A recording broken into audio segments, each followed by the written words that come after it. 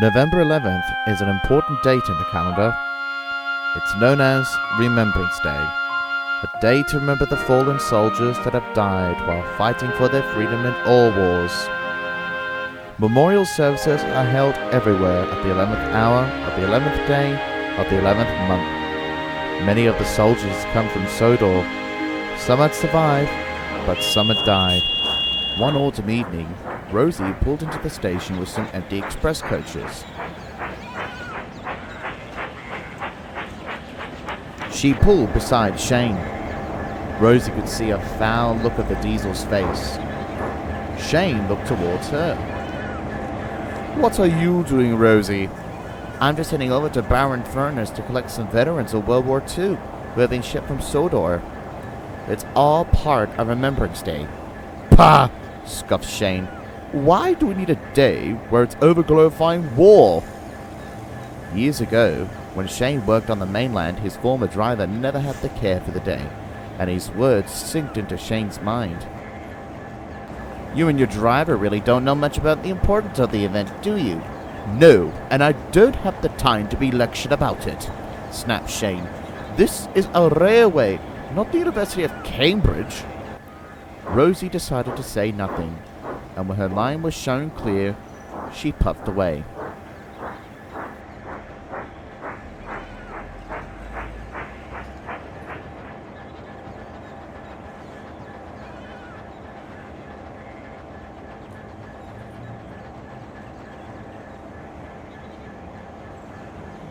Just then, a voice was heard that made Shane jump. "She's right, you know." Who are you?" "My name is Roy Shepherd, and I was on home guard here on Sodor during the Second World War in the British Army when I was 17. We fought for freedom. If we lost that war, we wouldn't have the freedom now. I'll never forget the Sodor Blitz." Shane was curious. "What's the Sodor Blitz?" Roy looked at Shane bewilderedly. Then he told him the whole story. On September 1st, 1939, Germany had invaded Poland, and thus begins the Second World War. Britain declared war 2 days later. I am speaking to you from the Cabinet Room at 10 Downing Street.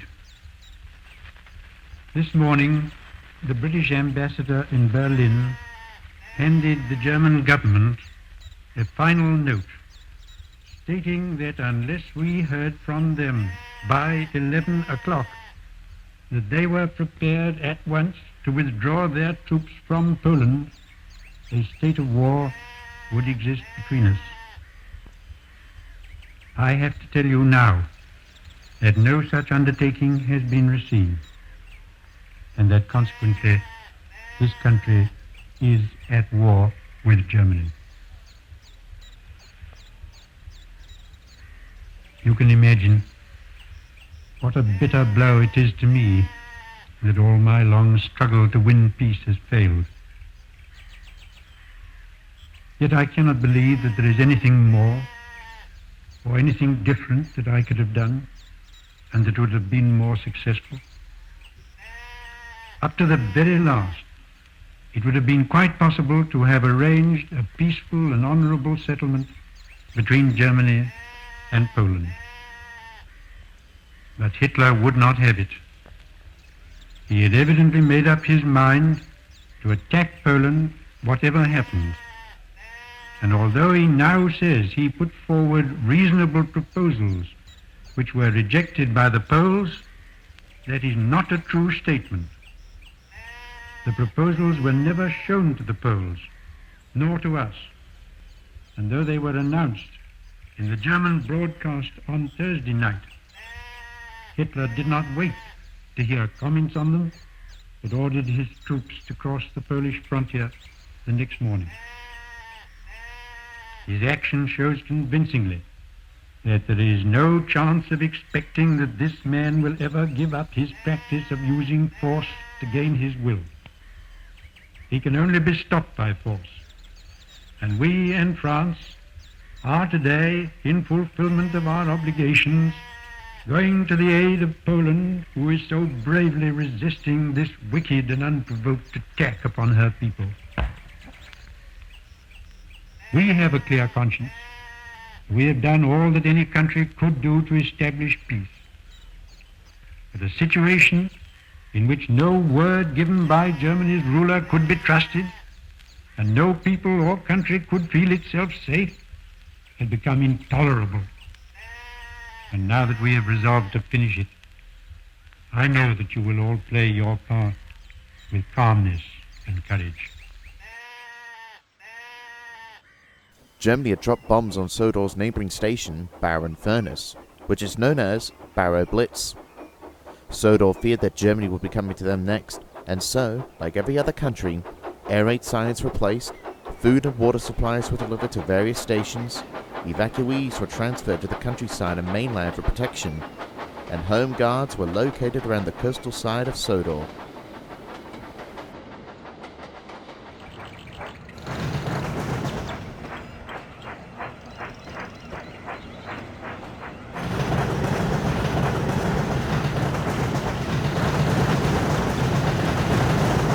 One night, Edward was told to shun some trucks on a siding. Some of them were various goods, but some were for the army and navy.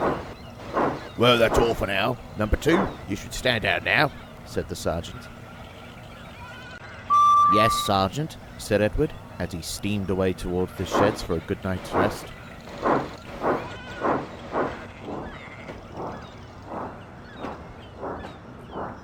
"Men, some of this cargo is a high priority. If there's any danger afoot, remember to get the hose in case of the wagon's on fire." "Yes, Sergeant," said the boys. An hour had passed, but just then, a life-changing event was about to leave a mark on Sodor's history for life.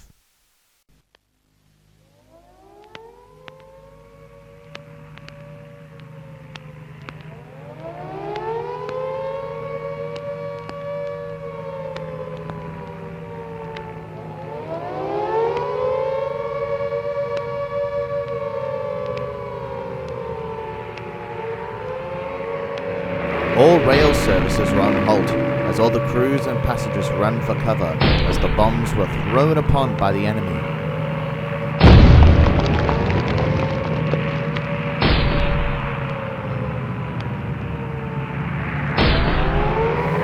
All of the engines, as well as the people of Sodor, were scared.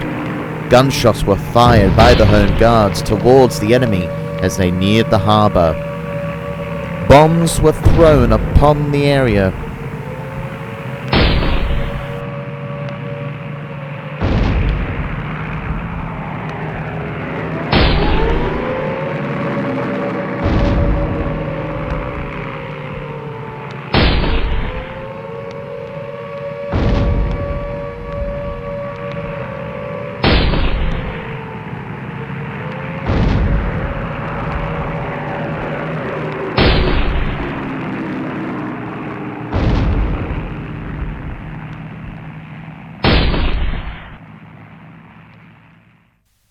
Soon the planes left, and the air raid siren blew the all-clear sound to let them know that the area was safe. Just then, Roy ran right towards the sheds. "We need an engine quickly. One of the vans full of explosives is on fire." "I'll be happy to help," cried Edward. "Good. We need your water now." But before he could climb into the cab,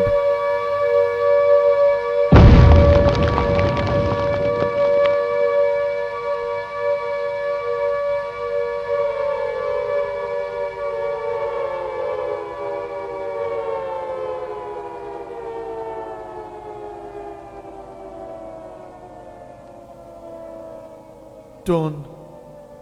Arnold. No!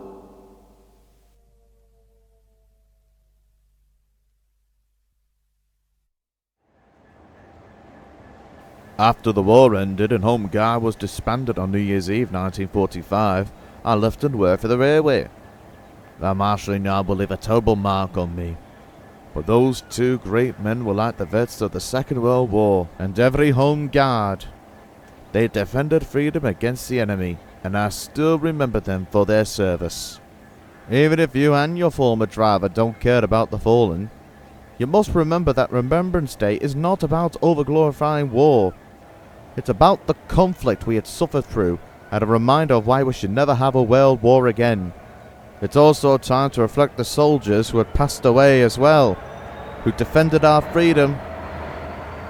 This left Shane in a very sad state, and so he rolled away with his train.